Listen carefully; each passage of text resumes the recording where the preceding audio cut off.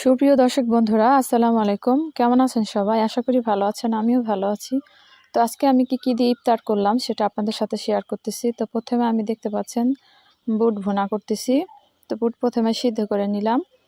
এরপরে আমি যেটা করতেছি সেটা হলো আমি এখানে ছোলা কলুর ডাল এবং মসুরের ডাল এবং 2 মুঠো চাল দিয়ে আমি এটা ভিজিয়ে পাটায় বাটতেছি। তো এগুলো আমার বাটা হয়ে গেছে। এরপরে আমি করতেছি কাঁচামরিচ এবং পেঁয়াজ বেটে আমি এটার সাথে মিক্সড করে দিতেছি, কারণ এটা দিয়ে আমি পেঁয়াজও তৈরি করব। তো পেঁয়াজগুলো একটু শক্ত, একটু বেশি, সেই জন্য আমি এটা কেটে দিছি। তো এখানে আমি আলুর চপ বানানোর জন্য 2টা আলু নিছি এবং আলুর চপ বানানোর জন্য পেঁয়াজ এবং শুকনো মরিচ ভেজে নিছিলাম। তো আলু চপ বানানোর আলুগুলো আমি রেডি করে ফেলছি। তো এরপরে দেখতে পাচ্ছেন এখানে আমি বেসন, আদা এবং হলুদ, জিরার গুঁড়ো এবং রসুন বাটা এগুলো সব দিয়ে আমি বেসন দিয়ে মিলিয়ে রাখছি। এটা আমি আলুর চপ তৈরি করব।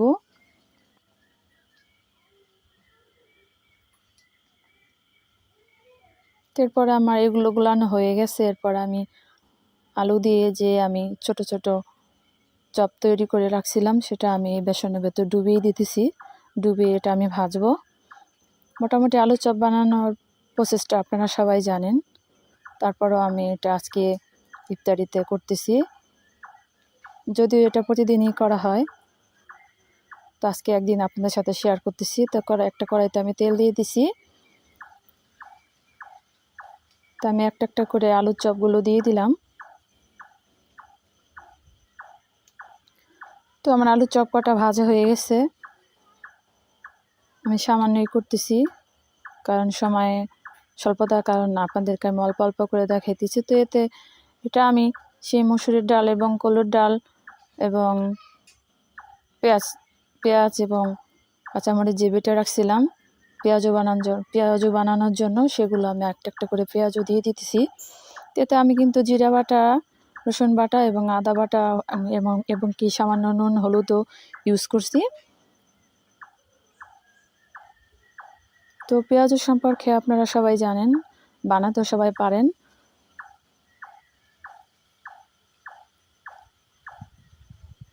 এবং যারা না পারেন তারা এই প্রসেসটা ফলো করতে পারেন। এরপর আমার পেঁয়াজগুলো ভাজা হয়ে গেছে, এগুলো আমি নামিয়ে নিতেছি।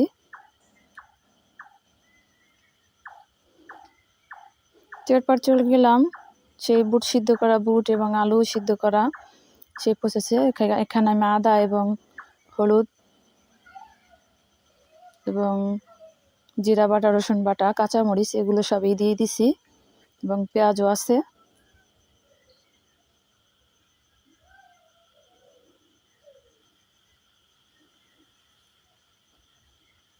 যেটা আমি হালকা একটু পানিও দিয়ে দিছি। তোমার বুট ভুনা করা হয়ে গেছে। এখন আমি ইফতার টাইম হয়ে গেছে জন্য ফল কাটতেছি। তো প্রথমে দেখতে পাচ্ছেন আমি তরমুজ কাটতেছি।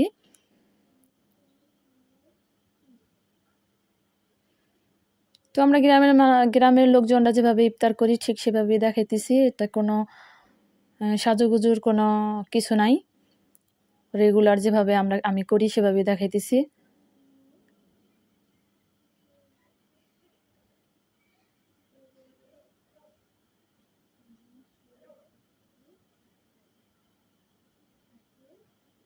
তরমুজটা খুব ভালো ছিল, দেখতে পাচ্ছেন খুব সুন্দর টুকটুকে লাল এবং কি খুব তাজা ছিল। এগুলো বাজার থেকে কিনে আনা, কারণ এগুলো আমরা খেতে চাষ করি নাই।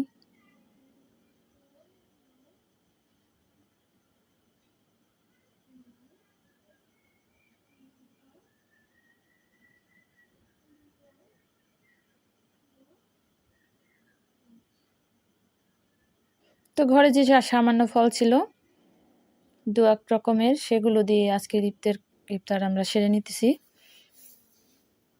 তো আমার তরমুজ কাটা হয়ে গেছে। এরপর আসতেছি আনারস কাটতে এবং আনারস কাটতেছি। আনারসকে আপনারা সবাই চেনেন।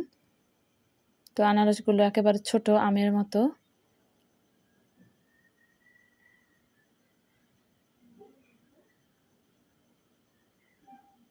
কিন্তু এই আনারসগুলো অনেক মিষ্টি, দেখতে পাচ্ছেন পুরো একটা আমের মতো হয়ে গেছে ছোট। এই আনারসগুলো খুব মিষ্টি হয়, আমার তো খুব পছন্দ হয়, কার কেমন লাগে জানি না।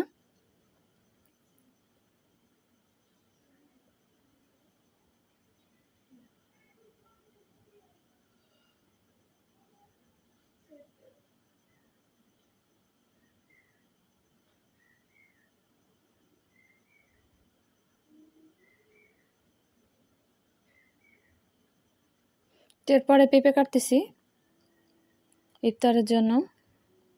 তো পেঁপেটা একটু ছোট ছিল, কিন্তু পেঁপেটা আমার মনে হয় খুব মিষ্টি হবে, কারণ পেঁপেটা দেখতে অনেক সুন্দর লাগছিল কাটার পরে।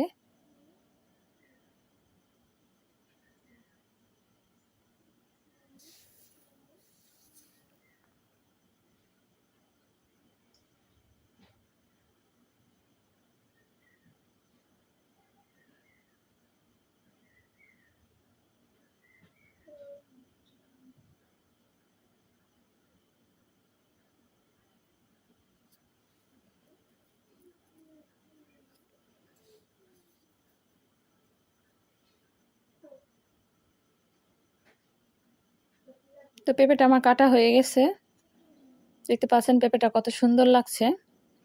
গাছ থেকে মাত্রই পেড়ে আনছিলাম, তো সেগুলো আপনাদেরকে দেখাতে পারি নাই। তো এই ছিল আমার আজকের ইফতার। তো একে একে আপনাদেরকে আমি সেটা দেখাইতেছি। তো সাথে মুড়ি ভর্তাও থাকবে, তো এগুলো খাওয়ার পরে মুড়ি ভর্তা করব।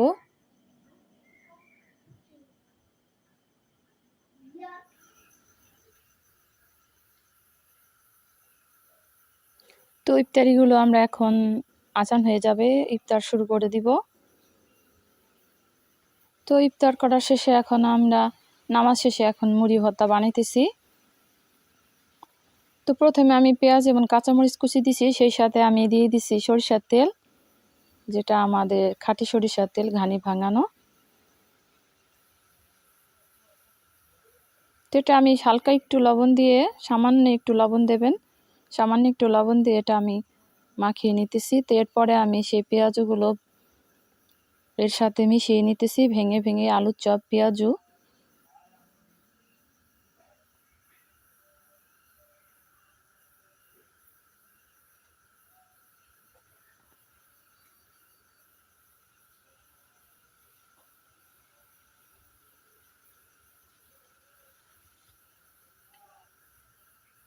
তোমার পেঁয়াজগুলো ভাঙা হয়ে গেছে, এখন আমি এটা পেঁয়াজের সাথে মিক্স করতেছি।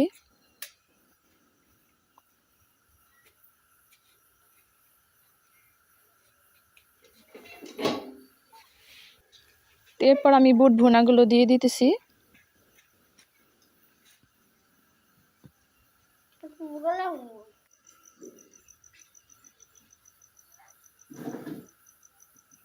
তো বুটগুলো ভালোভাবে মিশিয়ে নিতেছি।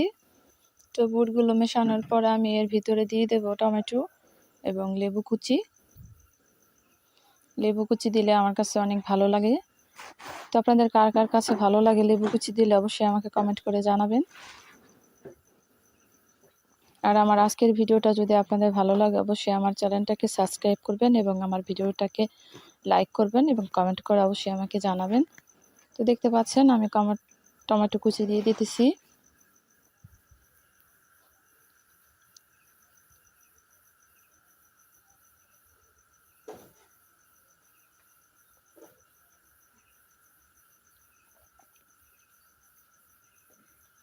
তো আমি এখানে টমেটোর দানাগুলো রেখে দিছি, কারণ এটা আমাদের গাছের টমেটো। এই টমেটোগুলোতে দেখতে পাচ্ছেন আমি লেবু কুচি দিয়ে দিতেছি। তো এই টমেটোগুলোতে প্রচুর দানা থাকে। এভাবে আমি একে একে সবগুলো মিক্স করে নিতেছি, এরপর আমি মুড়ি অ্যাড করে দিব, তাহলেই হয়ে যাবে আমার আজকের মুড়ি ভর্তা।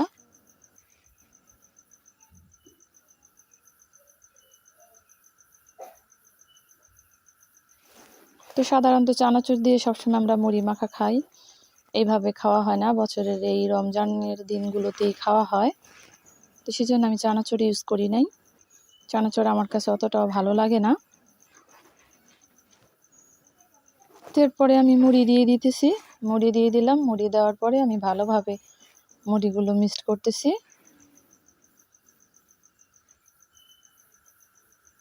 তো আমি আবারও বলছি, আমার এই ভিডিওটা যদি ভালো লাগে অবশ্যই আমার চ্যানেলটাকে সাবস্ক্রাইব করবেন এবং আমার ভিডিওটা লাইক কমেন্ট করবেন। হয়ে গেছে আমার মুড়ি ভর্তা। তো দর্শক বন্ধুরা, এইভাবে মুড়ি চাপ দিলে যখন মনে হয় মুড়ি দলা হয়ে যায় তখনই হয়ে যায়। তো দর্শক বন্ধুরা, এতক্ষণ ধরে ধৈর্য সহকারে ভিডিওটা দেখার জন্য সবাইকে অনেক ধন্যবাদ।